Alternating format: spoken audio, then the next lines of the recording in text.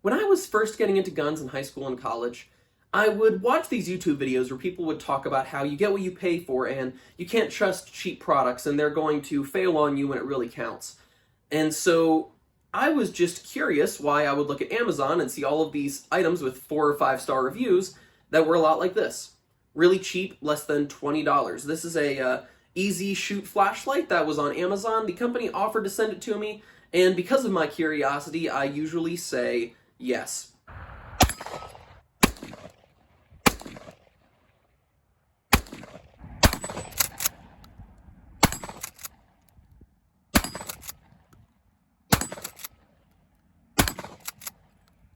Throughout this video, I'm going to be primarily comparing it to my Streamlight TLR1 HL, because the Streamlight series of products is probably the lowest priced products that I would still trust on my life-saving equipment. I carry a Streamlight flashlight with me everywhere I go. It's a micro stream like this one right here. I have this one on my PO9, and then I have other Streamlight products on rifles as well. So if I'm waving this gun around, it is clear, it is not loaded, but that is primarily what we are going to be comparing it to. So the company sent this to me. However, I was very clear that I would give my honest feedback, what I liked and didn't like, and that I would, if I didn't like it, tear them apart and tell them that it was an awful product. So you are going to hear my honest opinion on this. I don't really care if they send me more stuff in the future because their products are really cheap and not really stuff that I would trust to save my life. We'll talk about that a little later though. Now, with that out of the way, let's do a really broad overview comparing this flashlight to the Streamlight TLR1. Now, the first thing you'll notice is that they are roughly the same shape and size. You'll see they have the same style of tail cap. They both mount on rails like this. They both come with rail keys that are pretty similar. This one has a slightly narrower head. This one has a wider head. However, this one has a larger body than this one does. So all of those things being said about the dimensions, I tried to put it in this holster and it did not fit. This holster is for the Streamlight TLR1 on the PO9. It's a T-Rex arms holster and it fits like a glove. However, with this light on that holster, it would not fit. Now, I mentioned that they have similar tail switches. However, the tail switches are different. So I think that the TLR1 has it right, where if I am aiming like this, make sure that's in the camera, I can do momentary on with my left thumb, or I can pop it down permanently with my right forefinger. Now you can of course do that either direction, but the most natural thing in both cases is down. So let's say I'm in a situation where I want to draw my gun and have the light constantly on. I can just, while I'm bringing it up, tap it with my finger like that, and then I have it on me. However, if I don't want to do that, I want to use the momentary on, I can easily do that with what's popular right now, 2 thumbs forward technique, and then my finger right here, where it's supposed to be. Everything is safe, and I can just pop it with my thumb when I want it. Now, the way that this one works is the reverse of that. So you have to go up on the right side and down on the left side to get to the always on. I think that that is less convenient than the TLR1. I don't know why they did it differently, I just know that they did do it differently. Now, you were probably noticing on the TLR1 that the strobe feature, while I was pressing it back and forth, kept on engaging. The way that the strobe works is you get it momentary twice, so I'll do this over here. Now it's going to strobe for a second. If you need to skip this part, that is okay. So you just tap it twice, and it will get on. So once, it just stays solid, and then if you do it twice, it will strobe. This one is a little bit different, and the way that it works is that you turn it on like that, and then there is a button down on the bottom right here that you press, and that is how you turn the strobe on. Personally, I do not like strobe. For me, the primary purpose of having a flashlight on a gun is to see something before I shoot at it. So I don't want it to be strobing because that just really confuses me rather than actually helping. So I guess that's why I like the strobe feature of this one better, because I can just completely ignore it, whereas this one I could accidentally activate it. But that being said, I just don't like strobes. That is a personal thing. If you do like strobes, there you go. You can look at it like that. Now, both of these have a rubber seal around the battery compartment. I'll show you on this one because it's not attached to the gun. So you can see it just has a rubber seal right here. The rubber seal on this flashlight, the EZShoot flashlight, is cheaper. It is definitely softer, and it's folding in right here. I don't know how well that's actually going to show up on the camera. Also, not surprising, the $25 flashlight is less bright than the $125 flashlight. I haven't really found a good way to compare flashlights on video for you guys. It's just something that I have to see. However, this flashlight is still, I think, bright enough for indoor use, and even when I was outside in really bad conditions, it was still working pretty well when I was close to the target, which with a pistol flashlight, you are kind of expecting to be close to the target.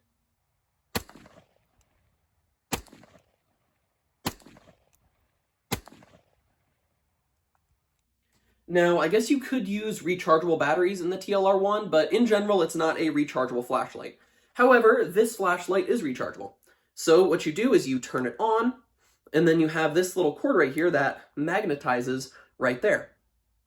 I think this is kind of a cool feature. Something I've realized, I really like rechargeable flashlights. So the way that this one works is you pull it out, and then it has a micro USB charger right there. I have a Streamlight flashlight on a rifle, and that one you pull the battery out and you plug it in. Now, the magnetism could wear out over time. I see there's a lot of weaknesses there. But as far as ease of charging, this flashlight is by far the easiest.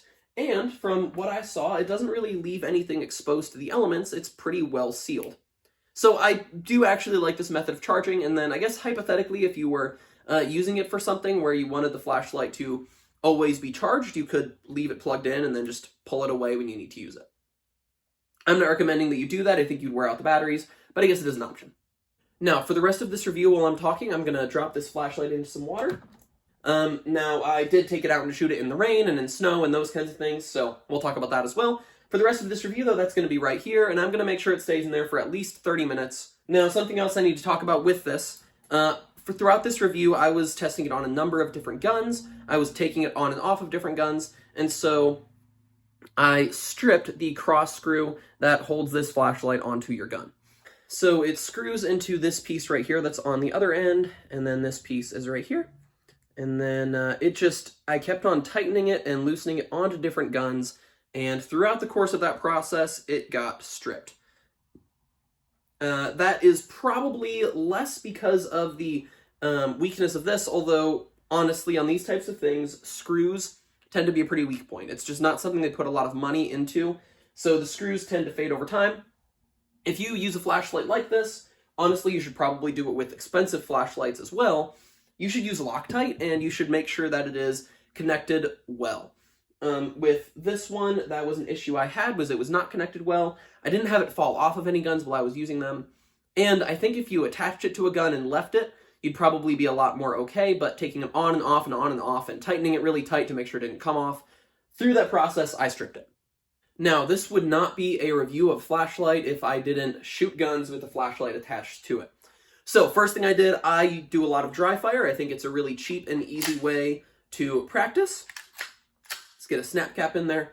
So I will, if I have a holster for the gun, draw from the holster. If not, I'll just aim at the target and fire, practice over and over again. I did a lot of dry firing with this flashlight.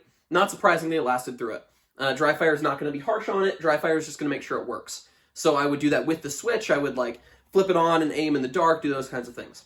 After that, I did a review video with the CMMG conversion kit, and I did that with primarily shooting this rifle. I did shoot others, but this was the primary one. And at the time, I had the flashlight attached to it. So I shot roughly 350 rounds of .22 long rifle through this gun with that flashlight attached. 350 rounds of .22 long rifle, that is basically nothing on this type of product, but that was part of the testing I did, and it lasted through that no problem, as we would expect.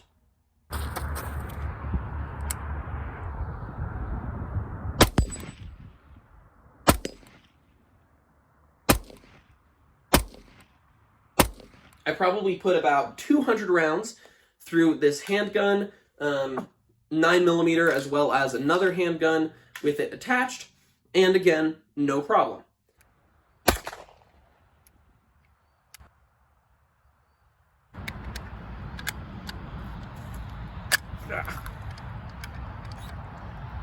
So this flashlight did pretty well. Shot it a lot on different guns, no problem. Now I also put it on my Mossberg 500 in 20 gauge and shot about 12 rounds of some pretty hardcore buckshot, also with no problem. Okay, so shooting it did fine. I didn't, shoot thousands of rounds. I didn't take it to some pistol course where I was banging it against all sorts of stuff, and I didn't throw it up in the air or anything like that. I also did, though, take it out in extreme cold. So I'm in Nebraska. I had this through the winter. One day, when it was about 7 degrees outside, I set the flashlight outside for a couple hours. It is 7 degrees outside with a -11 wind chill. So the momentary on still works. The always on also still works. And the strobe still works. That's pretty impressive. You'll also notice that when I was taking out to shoot it one of these times, we were experiencing freezing rain. Everything that we touched was cold. It was honestly one of the most miserable times I've had shooting, but it was also a whole lot of fun. And the whole time, probably 2 hours, this flashlight was out in those conditions. We were drawing from it and shooting with it. It was sitting on the table when I wasn't doing anything with it because I wanted to test it. So this experienced a number of different conditions, including extreme cold and rain and all of those types of things. All right, this flashlight has been sitting in water for about an hour. From your perspective, it looks like it's pulsing a little bit. That's just frame rates. From my perspective, it is not doing that. It is still constantly on. It is quite a bit dimmer. Now, the red light that came on, that indicates that the battery is low. So that could be that my batteries are actually low, or that could be an issue with the water. There we go, springs open. Yep, those batteries are very, very wet. Looks like water got in there, no problem. There's a little bit of blue right there, and that appears to be just, hopefully that's ink and not lithium because I just touched it. All right, I can't get the lens off. However, I'm not seeing any liquid in there. But water definitely got onto the batteries and inside of the battery compartment. Okay, so we're gonna leave this out to dry for a little while, and then we'll try plugging it back in, see if the battery's actually dead, and then make sure that the batteries actually recharge again.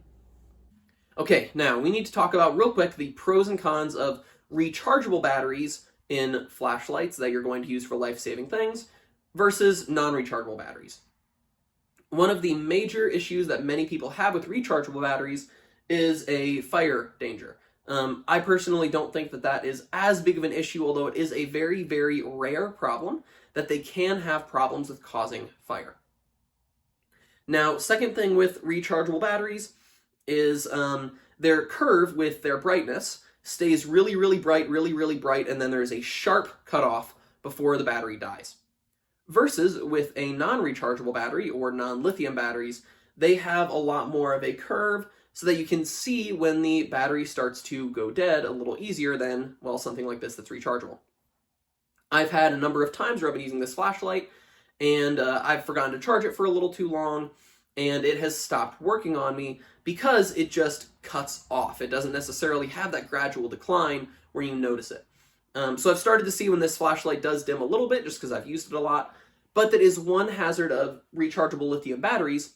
They have more of a sharp decline, and so you can forget to charge them or replace them a little bit easier than non-lithium batteries. Now, Paul Harrell frequently talks about the problem of gonna. So for a second, when we're talking about this, I'm going to talk about the problem of gonna. Gonna is what happens when you're talking to somebody and they say, oh, well, you shouldn't have that product. You should actually have this product. And you say, okay, well, what do you have? And they say, well, I'm gonna get this. And they don't actually have anything. So a really easy example would be my TLR1, right? I've wanted this for a while, but they're a little more expensive. So I needed to wait until I could set aside $125. I got one used, so I think it was around $125 to get this. For a while, I was in the gonna stage. If you asked me what flashlight I had on my large handgun, I would say, well, I'm gonna get a Streamlight TLR1. I was planning to get it eventually. I just needed to wait until I could set aside the funds for that, until I didn't need to buy ammo or something else. Well, this flashlight is one of the things that you can get that you can just get. You don't necessarily need to wait for the gunna. That's not me saying that I endorse this flashlight for everything and you should use it as your primary thing. But if you are going to get something like this eventually, you can get this right now, and sometimes the flashlight you have right now is better than the one you are gonna get in, well, at some point. So I shot this flashlight in a number of different conditions. Let's talk about some possible uses. And I'm going to talk about possible uses, not recommended uses. The first one is for a designated home defense gun. The reason it's for that and not something like a carry gun is because you're going to have a hard time finding quality holsters that are going to fit in it. You might be able to find like those really cheap nylon holsters. I wouldn't really recommend those if you're going to use a gun for serious things. So you aren't going to be able to find quality holsters that will fit this flashlight because it hasn't experienced enough market support as something like a TLR1. For my TLR1, I can find holsters for different guns, all sorts of different things, no problem. Now, the other holsters will still hold your gun, they're just not going to be as good as something like this. Okay, now you also might consider using it on a designated home defense shotgun, or a home defense rifle would be the same in this aspect. This is not a designated home defense shotgun. In fact, I don't even know if it's going to experience rapid disassembly when I shoot it, but we're going to figure that out at some point anyway. Okay, so you can also use it on something like a home defense shotgun. This flashlight, in my opinion, is bright enough for indoors. You'll be able to identify targets, you'll be able to see what you're shooting at, and so for close range, it wouldn't necessarily be that big of an issue. And in my experience, it's durable enough. One of the big things that suffers with things in this market price is quality control. I wouldn't necessarily recommend it because this flashlight is still budget, but it is a possible use case because of that issue of it not fitting into any other holsters. Another option would be something like a pest gun. I remember I would go out on my grandpa's farm and he would have a flashlight and he would point at birds that were hidden in different places and we'd shoot them with our BB guns. Now, that was something that we would do with my grandpa. It would be a lot of fun. If you have something like a designated pest gun, this flashlight might be really good for that. It doesn't necessarily have a lot of throw for a lot of distance, but you could attach it to a Picatinny rail and it would do its job. It's easy to recharge, so it doesn't take a lot of effort to make sure that you constantly always have batteries in it. And it should do the job okay, and well, even if it doesn't, you might miss a raccoon, but you're not going to die. So that is an advantage of using it for something like that. Something like a designated pest control gun, especially if it's rim fire. I fired a lot of .22 long rifle through this and had no problems with it. It's not going to be harsh on the flashlight. It's not going to cause weak electronics to fall apart. It will actually work pretty well. Now, if you're watching this video to determine if this would be good for your airsoft gun, I'd say if you don't need a holster for it, or if you have a holster that works well enough for you, it's good to go. It does the job, it shines light on things. You're not going to die, you're just going to lose a game. And I know you can get really competitive at airsoft, but it's a little less important than your life. So, airsoft, pest control, I would really say that those would be the primary uses for a flashlight like this. However, if you didn't want to spend money and you needed something for a designated home defense gun, maybe you could use this for something like that as well. All of that being said, I am 8mm Mauser Man, and I tested one of the cheapest pistol flashlights on Amazon, but I lived on. Which proves it's hard to get the best of a man named John. Big John. Big John.